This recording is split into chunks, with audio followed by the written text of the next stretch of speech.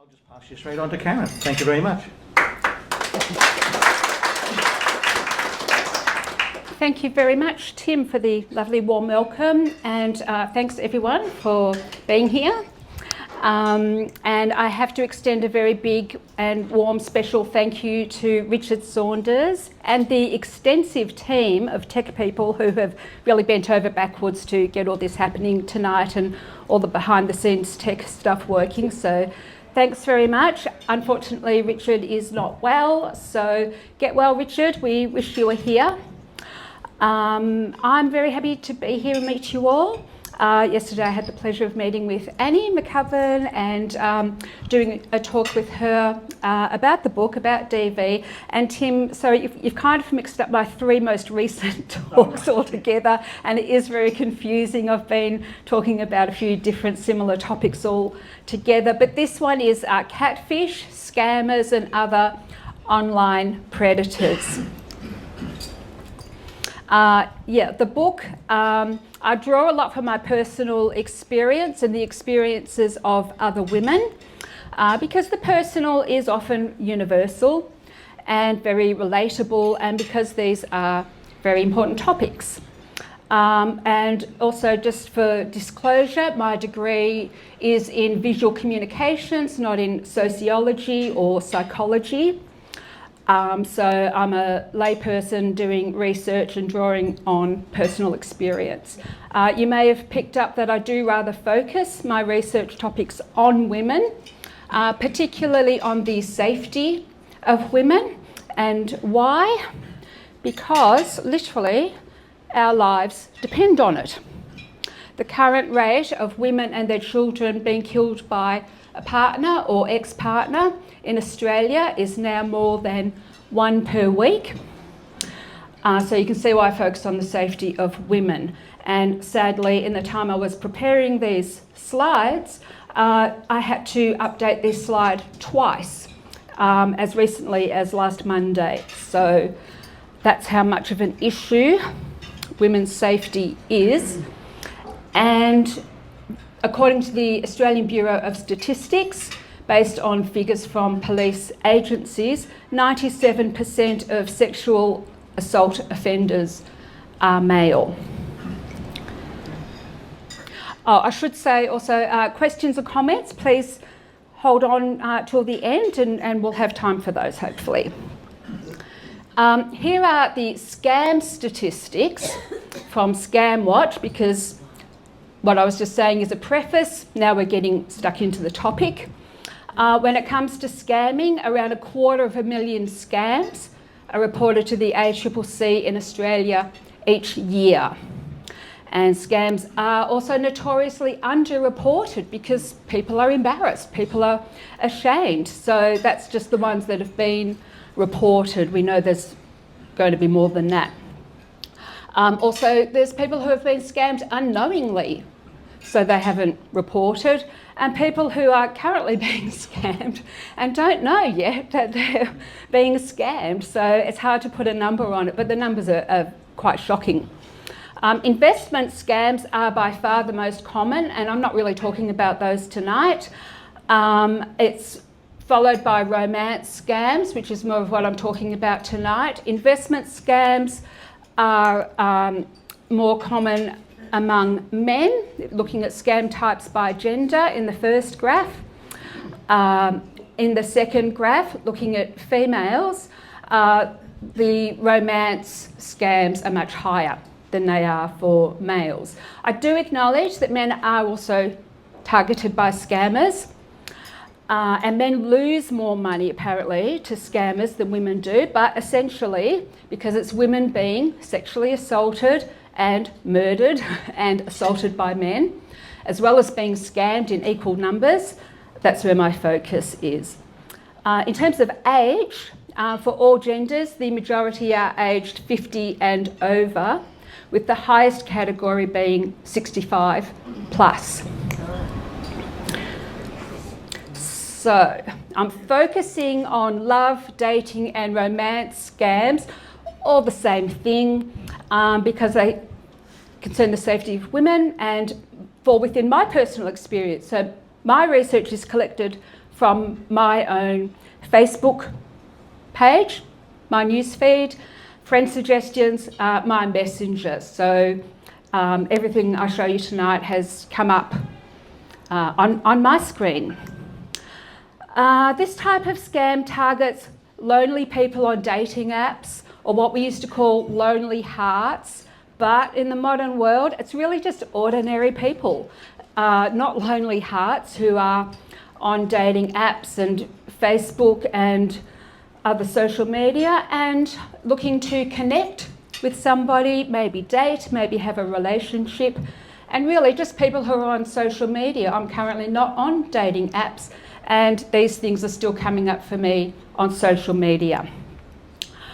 For example, as shown on this slide, I have been chatting with, for research, mind you, purely for research, I've been chatting with a divorced, muscle-bound military man in LA for the past week. He snuck through my locked Facebook profile. Before I locked my profile, I had a lot of military men dropping into Messenger and giving me spam message requests in Messenger. Now, it's quite unusual that they get through. But for research purposes, I replied and I sent him a Facebook friend request, which he accepted. So I could look at him on Facebook. He has 158 friends, 157 of whom are women, mostly middle-aged, kind of soft and kindly looking. There is a bit of a type, but apparently he's 20 years old, and actually we share a birthday, hooray! He's been on Facebook since the 29th of January, so that's something to look out for, and has 7 gym selfies, and that's the extent. What you see on the screen there, that is the full extent of his Facebook page. If he was a legitimate person, he would have been on there much longer, presumably, and have a lot more going on his page. So he started out by sort of messaging me every 2 hours, and sometimes his grammar, spelling and writing style would drastically change, as if it was different people writing to me, as they change shifts at the spam factory. Sometimes he uses AI, which I can pick up on because it gets very sort of flowery and elaborate, and sometimes English is his second language, it seems. When I don't answer, he can get quite pushy, and he keeps forgetting it's because I'm in Australia, we're on different time zones, and I've told him repeatedly, but I don't think he's actually reading my replies. So there's almost no continuity. He asked me about 5 times in the first 24 hours what my interests are, and I'd already told him. And I'm curious, we haven't got quite this far yet, we're still talking, but I'm wondering why he will soon need money. I suspect, given his lifestyle, there's going to be some kind of accident at the gym. And there'll be AI photos of him with his leg in traction and a bandage around his head, something like that I'm expecting. So he's doing a great job of ticking lots of boxes when it comes to warning signs that you're chatting with a scammer. So, as per the example of our alpha gym rat we were just looking at, romance scammers use social media, dating apps, even gaming apps and websites to connect with targets. They create fake online IDs via Facebook, and that's known as catfishing, which we'll get into, with attractive photos, or what they think are attractive photos, and charming bios. It depends on your taste. They quickly build a relationship with their targets by using emotional manipulation techniques. They want to bypass your critical thinking skills and manipulate you emotionally via techniques such as love bombing, sending romantic messages, lots of cute emojis, and if someone's receptive, receiving a new romantic message on a regular basis will give you a nice little dopamine hit. Dopamine, oxytocin, I'm not sure of the chemistry there, but the chemistry is very powerful. And these chemical hits can very quickly become addictive. Just, try crushing on someone and waiting for a text, and you'll know what I mean. And this clouds people's judgment and their critical thinking abilities. They might use classic grooming techniques to build an emotional connection, such as mirroring. For example, if you love dogs, suddenly they love dogs, and here's their new puppy, isn't she cute? Which is also fake, so it's a catfish dog as well. They might pebble their target with little gifts, such as sweet little poems, lots of emojis and pictures, cute puppies, that sort of thing. The term penguin pebbling, do you know that one? It's quite cute. It comes from actual penguins and the way they will drop pebbles to each other as a sign of affection, a sort of mating ritual. And so now we've sort of adopted that as human behaviour. If you're gifting somebody, songs or poems or, cute things via text or messenger, you're pebbling them. So that's something that scammers might do to build that sense of connection. And also it's gift giving, which makes the recipient more receptive when it comes time to start asking for favours, which is what's going to happen. And again, it's emotional manipulation. Once they have someone hooked, the scammer often tries to move them off the safe app, like the dating app, to a free messaging platform such as WhatsApp. Or what's that one that's in the media at the moment? Signal. Where you don't have admin to report them to, whereas you do on Facebook or on dating apps. So they're moving you into a less safe zone. And while their romance game is strong, there always seems to be some reason or other why they can't meet you in person or even FaceTime or video call. They're overseas, they're on a flight, they're somewhere remote, like an oil rig, that's a popular one, or their technology isn't working, it's glitching out, but they can't actually speak with you in real time. And then comes the sob story. An emotional tug on the heartstrings, which will be, a medical or financial crisis, either for themselves or a close family member, or they need money to meet up with you finally, so you can meet in person at last, in real life. Or it could be for you to invest in a Ponzi scheme or crypto. Crypto can be moved around very quickly and anonymously, so that's quite popular among scammers. So it's not essential or even really very possible to make a clear distinction between a catfish and a scammer, because catfish are scammers and scammers tend to be catfish. So it doesn't really matter, and the terms are used pretty interchangeably.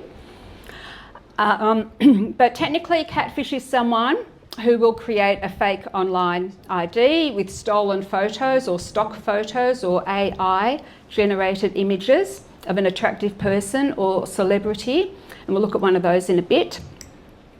Again, to connect with people and emotionally manipulate and exploit them. And to hook them and scam them for things like money, gift cards, gifts, even to get them to move stolen goods in real life or electronically. Sometimes even things like child pornography, so it's pretty insidious at times. And like scams, catfish will start with a small amount or a small request, and then they will build it up to a larger sum or volume.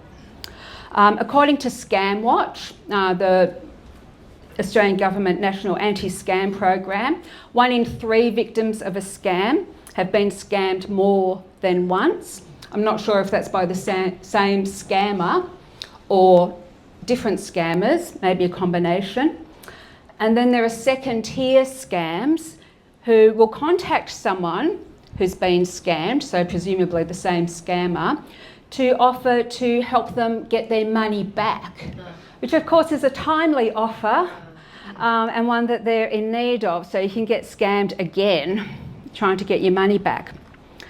And then there's other goals for catfish like seeking revenge, revenge porn, image-based abuse, sextortion, bullying, harassment, if it's by somebody you know who wants to extract some kind of revenge. And it's not a crime in itself, but some of the actions that go with it might constitute a crime. And like scammers, catfish may be from a scam farm or factory, or they might be individuals, as in the American reality TV series, Catfish. So the term catfish is also, just in general usage, not necessarily technically correct, but in general usage, used to describe somebody who misrepresents themselves on a dating app with old photos or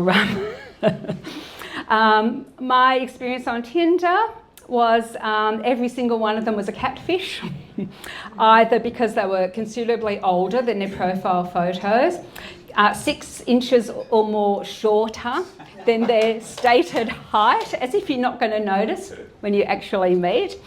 One who was unable to speak French despite being French and having French as a language. And then there was the one with the self-appointed PhD.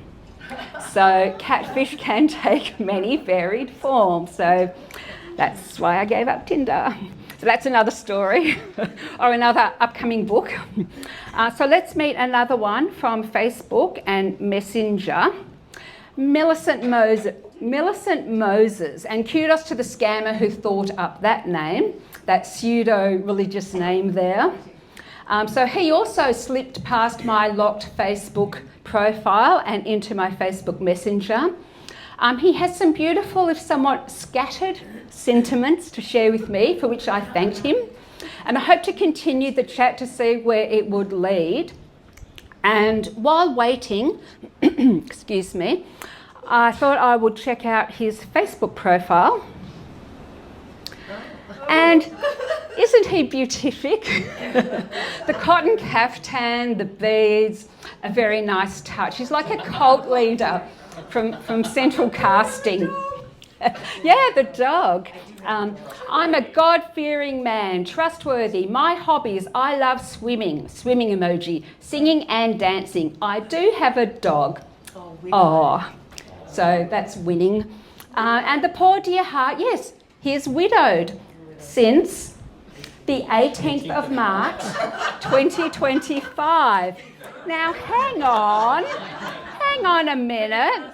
When did he message me? The 16th of March 2025 at 11:53 p.m. So what's going on with poor Mrs. Moses? Sounds like red cordial to me. So I thought this warrants further investigation. So I did a reverse photo search, which you can easily do with Google Image. Just Google how to do it. It took me to Scam Haters United Facebook group, which is actually a really good group, and they are so onto him. In the top right it says, new photo, Dr. Karen Bijkersma. And there's a bunch of catfish photos. So who is the real... Oh no, hang on. In between slides, sorry, Scam Haters has a lot to say about Millicent Moses, apart from revealing who the photos really belong to, Dr. Bijkersma. They've created a whole 1-minute warning video about him. They have so much content, and they have a series of these on different scammers. Women who have been scammed or approached by Millicent Moses and other Dr. Bijkersma's catfish, and there are multiple, have left comments here. This person found me on the Vice President Kamala Harris Instagram and had messaged me that he was in Yemen as a doctor. He talked about his daughter Sarah, who is somewhere in Kansas, and he's so worried about her and having dreams about her that he is not well, that he needed some money so he could talk to her. You know, I've never been fooled before. And then another woman says, we are chatting with each other and he said he is divorced because his wife left him by his own friend, but after 2 years they both died in a car accident. So complicated, these lives. He has 2 beautiful daughters and he was currently working in the United Nations. And he also told me now that the United Nations allowed him to get his compensation and he wants to send it to me. Oh my God. Fancy that. Another woman says, I have met him on a dating site too. And another woman says, his name was Pate Frank Thomas in Syria. So he gets around. Instagram, Messenger, Facebook, email, dating sites are all the methods that he's used. He's prolific. And the real Dr. Karen Bijkersma, he's not a cult leader, UN worker and widow, Yemeni doctor, concerned father, Syrian, hot dating prospect.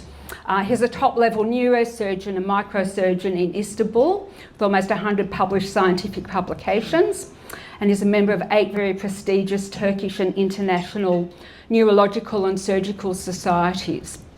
He has a new wife who's alive and well, his ex-wife and 2 daughters also alive and apparently well, only very rightfully annoyed about all the catfishing, and they implore catfishers to stop. It's affecting their lives.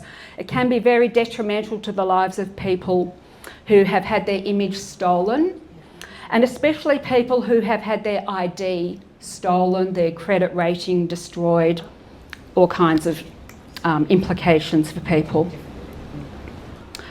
So, one that appeared on People You May Know on Facebook, Prince Hamad. So, you know, once I started sussing out these scammers on Facebook, the algorithm started to do its thing. Oh, so you love a good scammer, do you, Karen? Well, here you go. Cop this one. Here's some more that you might be interested in. Prince Hamad, 122 likes, 163 followers. That's not a lot for a Saudi prince, in my opinion. He has 0 reviews. Oh, but what a sweetheart he is. Honey, I'm missing you, rose emoji. I'm here for you. Why are you afraid to meet me in person, rose emoji? Is it because of what you have passed through in the hands of imposters? Trust me, I am the real Prince Hamad. Do whatever I ask you to do. I promise we must meet. His message is so good he repeats it again. And so he says it twice.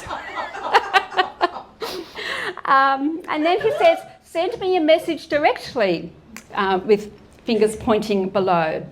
So, yeah. Oh, hang on. Where am I? Yeah, okay. Oh, hang on. No, I've missed a bit of text here. Okay, so if you go past the filtered, photoshopped AI image at the bottom of the centre there, and heart hands. At the bottom of that message, or at the bottom of that image, it says, open in Messenger, send message. So, sure did. But alas, no reply yet. So, very disappointing. Why not? Maybe this is why. Because poor Prince Hamad is in hospital. Here's a recent post of him in a very unconvincing image, laid up in a very unconvincing AI hospital with some weird things going on with the lighting above his head there. Like it's trapped in the...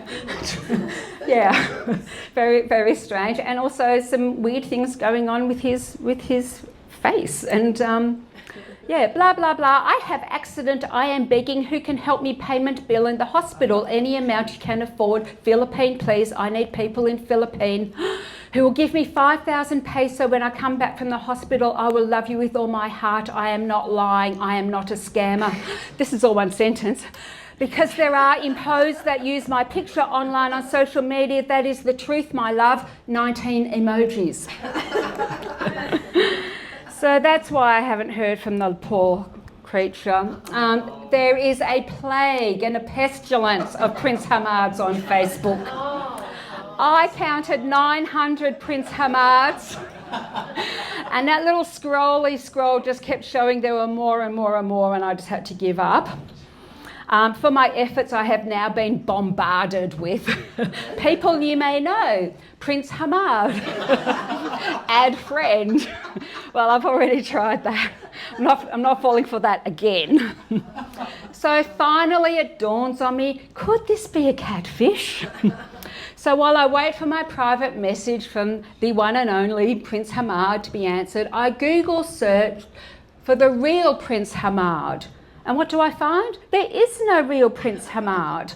So all the copycat scammers who are copying the Prince Hamad profile probably don't realise he's not an actual person. There's Crown Prince of Dubai, His Highness Sheikh Hamdan, who has been Crown Prince since 2008, but there's no actual Prince Hamad. He's entirely made up. So let's move on to our final catfish of the evening. Not a prince, not the artist formerly known as Prince, although I'm sure he has quite a few Facebook pages. It's Lenny Kravitz. For some reason, a very popular target for celebrity catfishers. Top left, we see the suggestion for the real Lenny Kravitz Facebook page with the official blue tick and 7 million followers. Then just below that, the real Lenny Kravitz, we have another Lenny Kravitz with what is supposed to be a convincing green tick. And under his name in grey, oddly, it says Elon Musk 009. Curiouser and curiouser. And just like Prince Hamad, Lenny's people are most vexed and concerned about all the imposters and scammers out there and address the issue. Dear fans of Lenny Kravitz, as I'm sure you are all aware, the rate of impersonators and scammers keep increasing as the days go by. Yeah.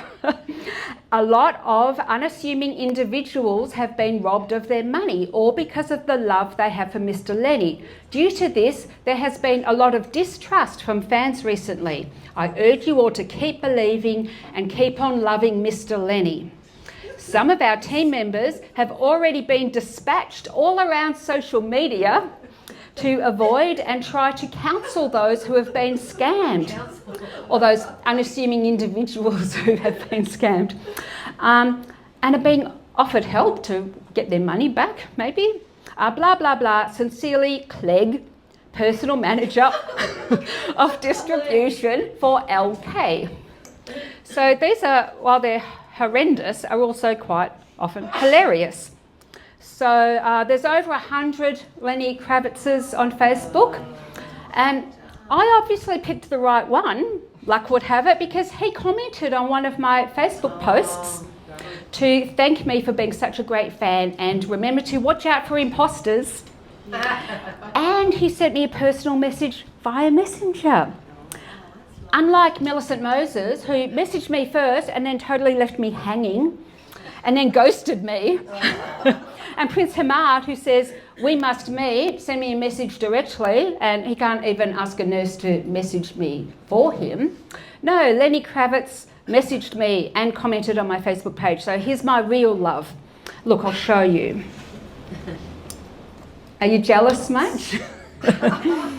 So this is what I received when I messaged Lenny Kravitz. So look, maybe he's busy writing me a personal love song, but here's his buddy, Elon Musk 009, also known as Elon Musk Tesla. This is Elon Musk Tesla, and we are happy to inform you that your name has been randomly selected via your comment on our Facebook post and page with a sum of $500,000, presumably American, so that's like, $750,000, and a brand new Tesla car, pictured there in a FedEx box. In case I feel like torching something, which by this stage, I kind of do. So, wow, what a blunt bait and switch that one is. I mean, Lenny's out, he's gone. So the 4 or so messages shown here are about half the messages I was promptly flooded with as a dear winner, with several reminders not to show anyone for some reason or another. And then finally they get to the point halfway down the 4th slide, over my shoulder there. Do you have your Apple gift card? Do you have your online winnings activation process done before the delivery company to have your package delivered successfully to your doorstep between 24 hours after your online winnings is activated? Okay, dear winner? Hello, dear winner, are you there? No, Elon Musk 900, 009, Lenny Kravitz 1000 plus. I blocked you at that point. So that was my Facebook and Messenger scams in the course of a week while I was just collecting them for this presentation. There are also dating app scams, but as I said, I quit dating apps before I started doing this research. And I only had one example that I'd kept and that I didn't follow through with, and now I can't. But it shows you what to look out for. Well, there are, you can't see him, I've cropped him out, but too good to be true or fake looking photos are a good indicator. And here we can see he's vague about his personal details, another giveaway. This one, John, yeah, right. John is a manager at Professional. Just in case I wanted to like track him down or, you know, contact the producers at CATFISH and try and track him down. Looking for John, manager at Professional. They often use AI with that overly florid and bombastic style that you can see in this example. That tries just a bit too hard to say things that supposedly women want to hear. But it just sounds like a bad ad for, you know, for who even knows what. And it's just some meaningless, syrupy drivel that apparently women lap up. Now, these people won't be local, they won't live near you, but they're coming soon or they're moving to your part of the world, either to scam you in person or to hit you up for money for airfare, or maybe just so you can bail them out of some sort of very sad and very sorry emergency that's going to come up. Yeah, it looks super fake and too daft, really, to be effective when it's taken out of context and shown here, you know, to a skeptics group. You're all in the habit of being skeptical and using your critical thinking skills, but when you put it in the context of dating apps and social media, it can hit different. And it can hit the spot, especially with vulnerable people. And apparently, you know, the 65 plus cohort who might not be so familiar with AI. Not everybody is. And not everybody has a great education or, you know, well-developed critical thinking skills. So, yeah, we don't want to mock people for getting scammed.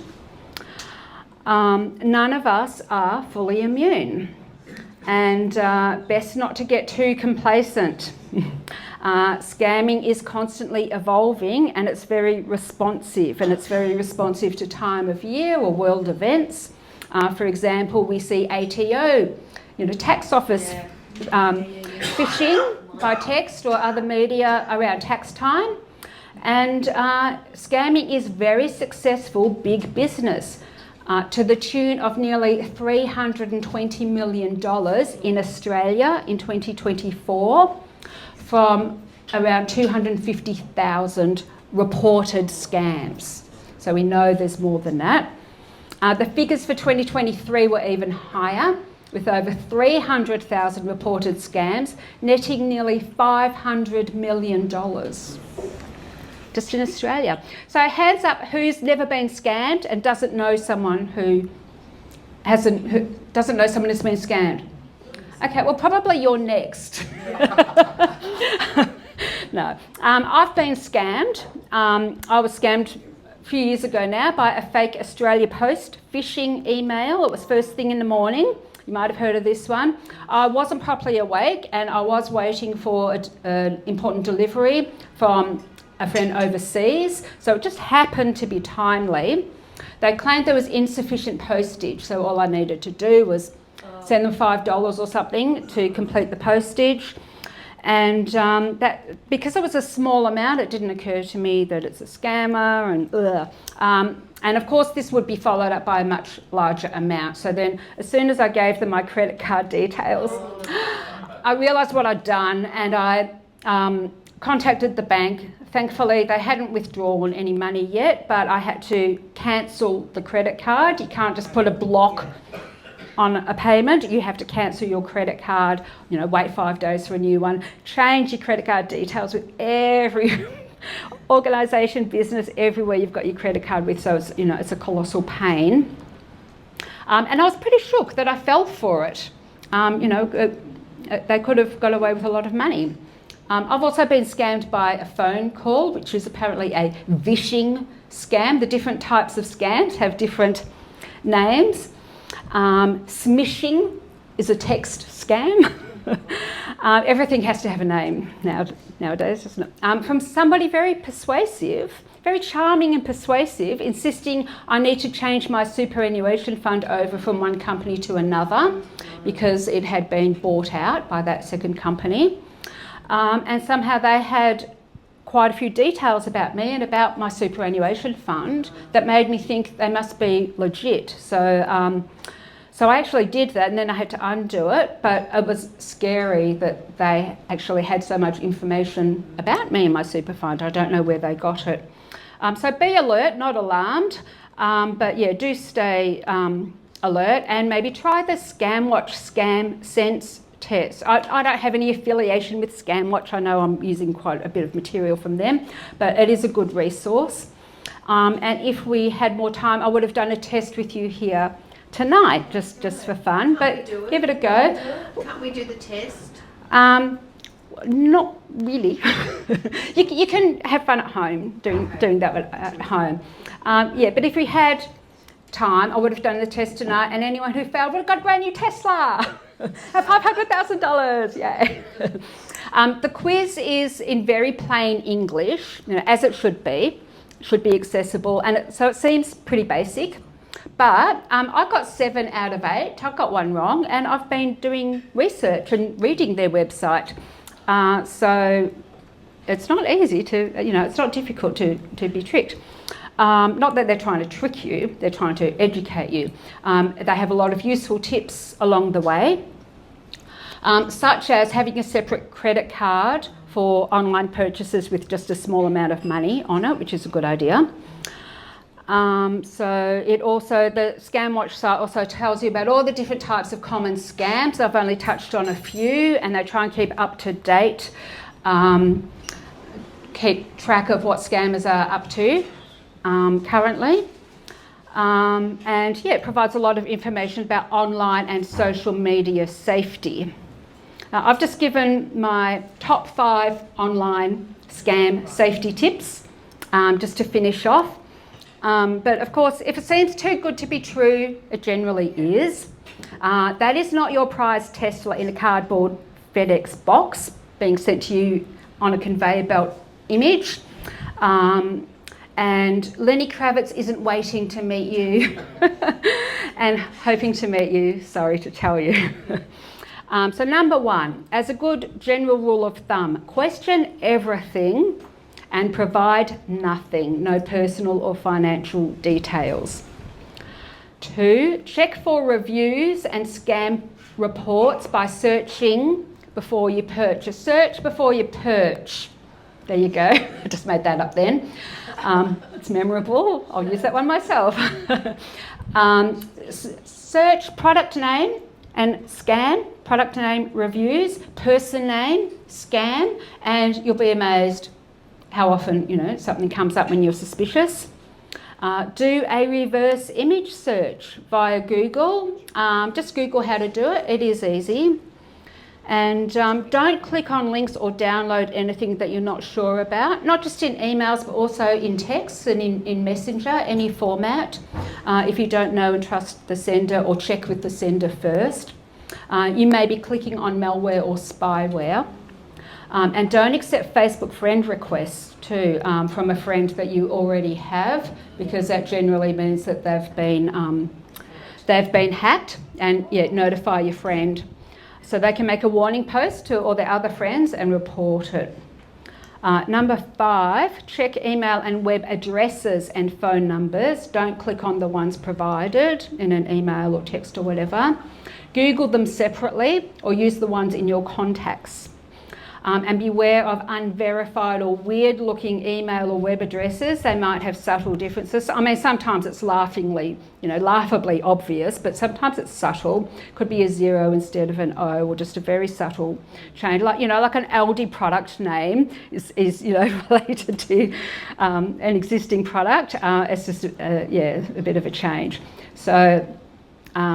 If something seems important or urgent especially, check separately with the actual source, whether it's a text from your daughter who's lost her phone and needs money, that's a recent big one, or the ATO emailing you with an unexpected tax refund, or if the government's offering, an electricity rebate to every household in Australia, then the scammers will jump on board that. So they jump on board everything they possibly can. So report if possible, ignore, double delete anything that looks fishy. And speaking of fishy, thank you very much everyone for your attention. Stay safe everyone, and remember those catfish, they might look cute but they're coming for you. Thank you. Thanks, Karen. I'm sure there's some questions for you. I'd just like to point out there's 2 films you can go see about revenge against scammers recently. One's called Thelma. It's a very recent film. It's about 2 old people who take their revenge. Right. It's quite sweet, actually. Right? And the other one is a Jason Statham film called The Beekeeper, which he takes revenge by killing them all. It's probably not PC. Yeah, maybe don't do that. It's very satisfying. Okay, any question? Oh, one question. Why the 65 and over prominence of people, is that because they're just not IT literate or IT protocol? They just don't know that they're not as cynical about IT? It's a good question and a good theory on scam, which they didn't specify, so I don't know for sure, but yeah, that's a very good theory. Yeah, just not as savvy with social media, not as savvy recognising AI, and technology in general. Yeah. Maybe lonelier. And also, for romance scams, maybe, more widows and widowers and... Well, more desperate to actually get some... Well... Lonely. Yeah, and vulnerable maybe. What's double delete? Oh, double delete is if something is in your inbox or your junk folder, delete it and then go to your delete folder and delete it again. Otherwise it sits in your delete folder for 30 days and I'm not sure how leaky that is, if that really matters, but we're advised it's a good precaution to delete or clear your delete folder as well. Yeah. Yeah, why 65 and over? Another reason, I know you've been talking about online scams, but people 65 and over are the ones most likely to have landline phones at home. Good point, yeah. And there's probably a particular nickname for phone scams. In fact, I'm sure there is, I just can't think of it. But yeah, like I had the superannuation phone call. Older people do often have landlines, and so they're the people you reach by phone if you're a scammer. Sometimes the teacher. Just an example. A very sophisticated scam. I was warned about this by my bank in South Africa about 6-7 years ago. And when I told people about it, I don't think they thought that it was real, but it is very real. What they do is they intercept your email and they change the banking details. And it happened to somebody in Australia, bought a house. They changed the banking details on the email. He paid to the bank account on the email and he lost $1 million. Yeah, there have been a few stories of that happening in the media. It has happened in Australia. What a lot of institutions are doing now is they phone you, Yes. or you should phone and find out exactly what their bank details are, even though you've got an email from them. Because you've got if you pay the wrong bank, You've got no recourse. no recourse. Yeah, moving large sums of money, get in contact directly with your bank. yeah, don't do it via an email. Yeah, don't respond to any banking emails. Ever. Yeah, ever. You contact your bank. Yeah. So it seems like a lot of the ways to pick out some of the scams, especially stuff over email, is through kind of the janky English a lot of the time. With generative AI, do you know if there's been any kind of uptick in them using that and then kind of hiding those tells? Yeah, I don't know. From what I've seen, scammers use a combination of AI and English that is not their first language. We saw quite a bit of that. I don't know if scammers are using AI to improve their English, and so we are then susceptible because we're not picking up. This is probably from a scam farm. So that's a good point, and I don't actually know the answer, but that's a possibility. Yeah, but a lot of us can pick up AI text. I know I can, as a writer, editor. It's pretty obvious to me, and when it comes from love scammers, it can be pretty obvious because it's just so over the top. So maybe that is detectable as well.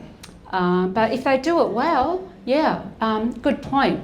They could improve their English and it comes across as more legitimate, less from a scam factory or farm. Something to watch for. Not really a question, more a suggestion.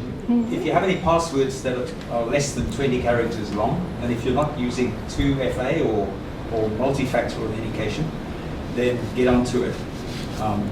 Strong passwords are really important.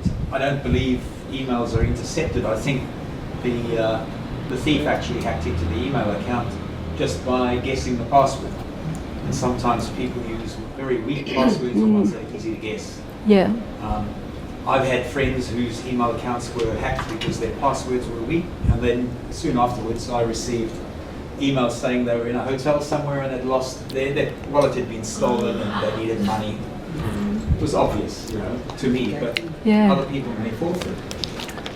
Yeah, good point. Question over here. Okay, Annie. Thank you, Tim. And then David.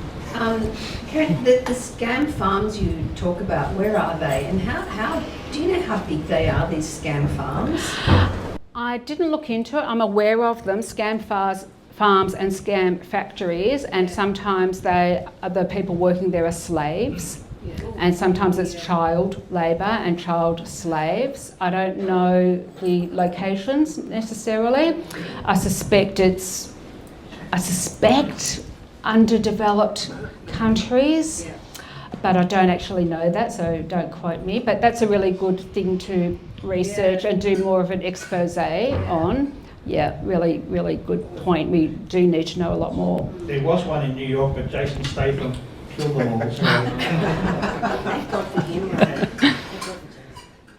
Thank you for the talk. Oh, yeah, thanks. I guess in Skeptics we're more familiar with the medical cures and all that which drives people, and then you've mentioned the dollars here. This is interesting. Things of the heart. Are there things which are unique to this particular scam that may not apply to the other two? That something which turns off the warning alarms within us because it's involving matters of the heart. Oh, yes, the emotional factor. And Annie and I were talking about this in a podcast yesterday, why women stay in toxic and abusive relationships and why you hang around, chasing your crush much longer than is healthy kind of thing.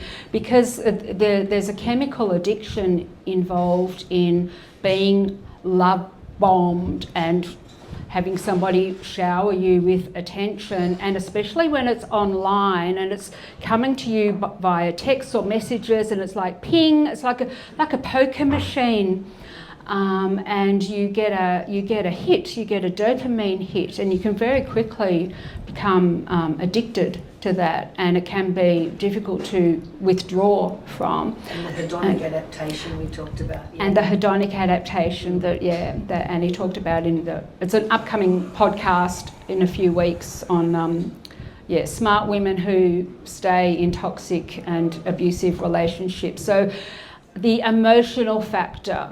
And the way they use very, manipulative emotional techniques such as mirroring. So I'm like you, I'm relatable, and we have this connection. Look, we both love puppies, and really showering you with love and attention, and doing you little favours, giving you little gifts in the form of little poems and cute things and lots of emojis. It can really, surprisingly, if you're not a romantic or you haven't been love bombed, it's surprisingly effective. Just like, sales techniques can be effective, emotional manipulation can be very effective, it's why people get caught up in cults. The same kind of techniques to really, connect and start to control someone. Okay. Two more. Just to talk about a question that somebody asked a couple of questions back. You might remember the Nigerian Prince series of scandals. I think there was a code number for that, which came from the Nigerian law system, etc. But one of the patterns that people investigated there was that the English tended to be not quite perfect in these emails. And one would suspect that, a sophisticated international, wealthy, blah, blah, blah, person would probably not be speaking to you in slightly broken language. Although, even if they're from overseas, maybe. Yeah, maybe there's a bit of credibility because they're Nigerian if their English isn't perfect. But yes, you would expect somebody of that high status and presumably education to have their English down pat. So, reading the theory that maybe some of these flaws were intentional. That the idea was that they didn't want somebody whose critical faculties were really engaged to pursue the process, because that just wastes their time. They want to pick up somebody who, for one reason or another, is a little bit vulnerable. And maybe having Elon Musk as your subscript to your name, like some other celebrity, is actually a way of making sure that somebody who's paying attention just gives up right away. yeah, although they did bombard me, they did really persist and, dear winner, are you there? And I only put up a few of the messages, but they really did bombard me. But I've been wasting the time of quite a few scammers in the past week or so, and some of them have given up pretty quickly. I've been filtered out. So I think that's a pretty solid theory actually. Filter out people who are going to be switched on and cotton on pretty quickly. I always get the nice old lady who's dying of cancer who wants to pass her money to good Christian people. Right, who will actually do the good works. Good. Naturally, I'll give her the money first. Any other questions? Can you just turn off Facebook Messenger full stop and not have it? Yes. Even with a web-based browser? The answer is yes. Yes. Oh, okay. Okay. If there's no more questions, can you please join with me in thanking Karen? Also, only a few copies of Karen's book here for sale on the spot. I can sign it.